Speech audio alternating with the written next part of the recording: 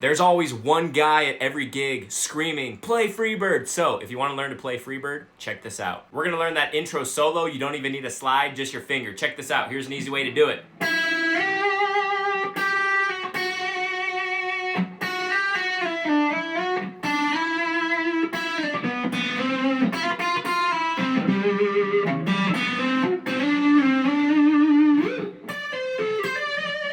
I'll put the tab on screen. Starts with a big slide on the B string from 5 to 8.